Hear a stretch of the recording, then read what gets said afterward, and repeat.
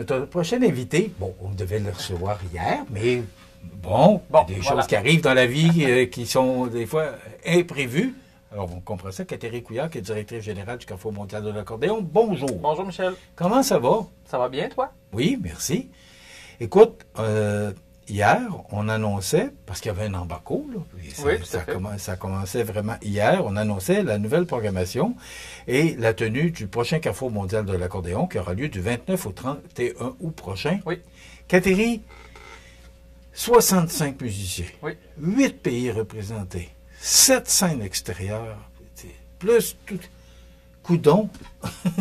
C'est en 3 jours, puis j'ai l'impression qu'avec tout ça, il faudrait faire 3 semaines.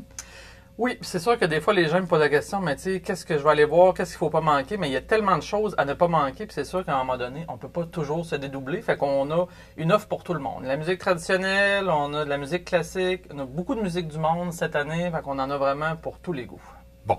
Ça commence le vendredi officiellement. Oui. Ça commence par quoi? Ça commence, la première activité, c'est le rendez-vous du musée. Donc, on retourne, l'année dernière, on avait une exposition au 2e étage du musée, mais là, on revient avec des concerts acoustiques le matin qui sont très appréciés.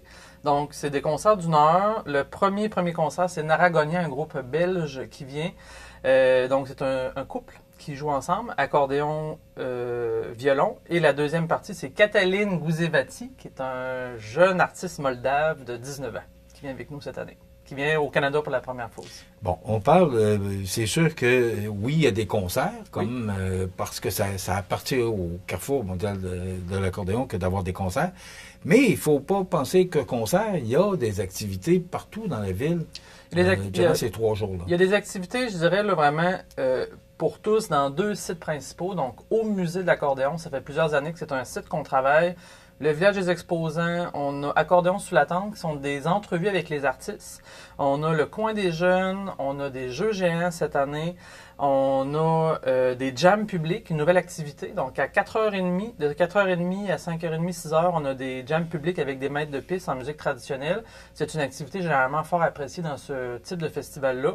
Donc ça, c'est vraiment les activités gratuites qu'on a sur le site du musée. On peut passer un très beau moment vraiment sur ce site-là. Au centre-ville, on a des animations sous la tente vis-à-vis chez Double Pas. Donc, on va avoir des musiciens entre 12h30 et 3h30 qui vont tourner. Et on va avoir des animations déambulatoires aussi par Mobilo Swing dans la rue. On va avoir un food truck, un arrêt festivalier. Donc, on essaie de meubler autour de la place Montel aussi en animation pour tous. Bon. Place Montel, ça va être encore votre lieu extérieur c'est une privilégié. Grosse scène, oui, tout à fait. C'est une grosse scène le samedi, dimanche, en après-midi. Et on revient pour une 2e fois avec la Grande Nocturne. On va espérer cette année avoir la meilleure température que l'année dernière. L'année passée, vous n'avez pas été très chanceux. Voilà. Mais on a un gros concert le samedi soir. En formule double, on a la Déferlance, qui est un groupe de musique traditionnelle, je dirais en plein essor là, depuis 2 ans. Et on a de temps en temps, qui est un groupe de musique trad très bien établi au Québec. Ça va brasser pas mal. Est-ce que y a une nouvelle tangente qu'on veut donner au Carrefour? Parce que tu parlais de jeux géants, oui. Puis bon, on n'a jamais vu ça, c'est une première. Est-ce qu'on essaie de donner une autre dynamique au Carrefour? On aime ça avoir des activités, je dirais, un peu plus pour les différentes générations. Pendant longtemps, Pourquoi? on était beaucoup... Pour les initiés Oui, pour les initiés à l'accordéon. Ça fait partie de notre mission, puis de la mission de beaucoup de festivals de musique traditionnelle, la relève. On sait à l'école de musique une classe de relève en accordéon depuis de nombreuses années, mais même si il y a seulement 100 ou 200 familles qui viennent, mais on est déjà dans beaucoup de jeunes qui sont initiés à la musique traditionnelle ou à l'accordéon, ne serait-ce que pour passer un moment, 1 heure ou 2. Les sites extérieurs sont gratuits pour les enfants en bas de 12 ans. Ça aussi, ça fait partie de la réflexion de dire, ben oui, venez en famille, on sait qu'il y a beaucoup d'activités qui sont dispendieuses maintenant, mais là, ça permet à tout le monde de venir faire un tour, voir qu'est-ce que c'est l'accordéon en musique trad, en musique du monde, en musique classique, puis s'ouvrir là, à ces différents genres de musique-là. Puis je dirais que c'est une tendance qu'on a mis en place depuis 2019, parce qu'on fait aussi la grande tournée du Petit Carrefour, qui est des concerts de CPE. Ça, ces concerts de CPE-là, on les fait même depuis 2018. On en a fait au musée. Là, cette année, on fait 3 lieux. On fait le CPE Le Farfadet, Enfant Bonheur, puis on essaie d'avoir les services de garde du sud du territoire, aussi pour les regrouper. Fait qu'on a une musicienne qui va dans ces milieux-là, avec les tout-petits, là, pour faire un concert. Comment c'est reçu? Les tout-petits, ils voient ça Les comment? tout-petits sont... Parce qu'ils doivent être émerveillés d'entendre le son oui. de l'accordéon. Ils sont toujours contents. En fait, les tout-petits, pour eux, c'est une offre musicale parmi tant d'autres. Même les jeunes, quand on parle de danse traditionnelle, on a déjà fait des cours d'initiation de danse traditionnelle. Il n'y a pas de préjugés par rapport à ça. Les gens, ils viennent, ils ont du plaisir, ils écoutent un concert. C'est toujours adapté, évidemment, pour les tout-petits. Là. Cette année, c'est Super Mélodie et son orgue de Barbarie, qui est le concert dans la grande tournée du Petit Carrefour. Fait que non, les jeunes sont toujours bien émerveillés par le fonctionnement de cet instrument-là aussi. Bon, le fait de vouloir aller chercher toutes les générations, oui. Est-ce que, avec tous les efforts que vous faites, est-ce que vous êtes récompensé? Est-ce que tu vois un engouement, un changement? Moi, j'ai trouvé que l'année passée, oui. L'année passée, je trouvais vraiment qu'on était arrivé, après plusieurs années, à avoir un éclatement un peu plus des générations qui venaient à l'événement. Puis nous, c'était vraiment un de nos objectifs. Fait que, oui, l'année passée, on l'a observé. On espère que cette année, ça va être le cas aussi. Puis peu de gens le savent, mais on a, nous, des sondeurs professionnels qui doivent venir à tous les 3 ans pour venir notamment prendre les âges des gens, la provenance, bon, parce que nos bailleurs de fonds demandent ce genre de choses-là. Donc, on va avoir, de manière très objective, une réponse cette année avec ces sondeurs professionnels-là. OK. Comment ça va, le Carrefour? Ça fait quand même... on a fêté les 35 ans. Là. Oui. Bon, là, on s'en va plus vers le 40 ans.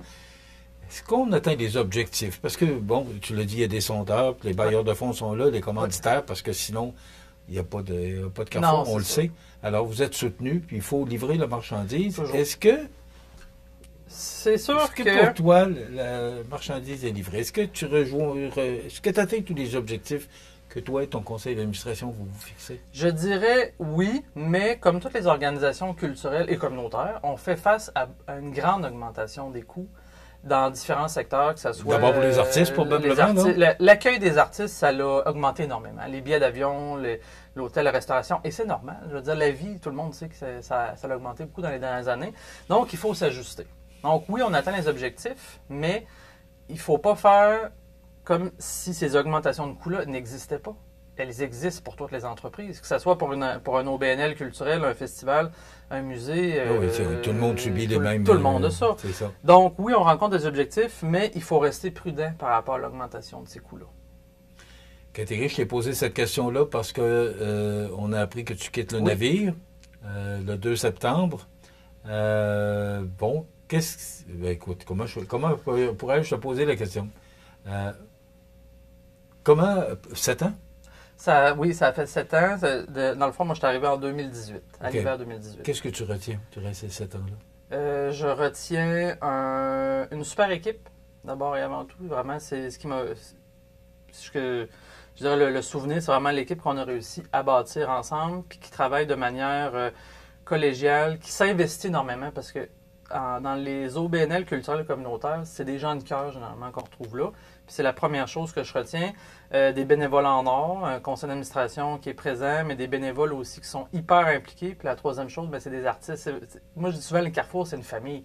Quand j'ai annoncé mon départ, il y a beaucoup d'artistes qui m'ont écrit, des artistes européens qu'on a croisés pas si souvent, mais qui restent attachés à l'événement parce qu'on les reçoit bien, parce qu'on se sent comme, c'est ça, une famille.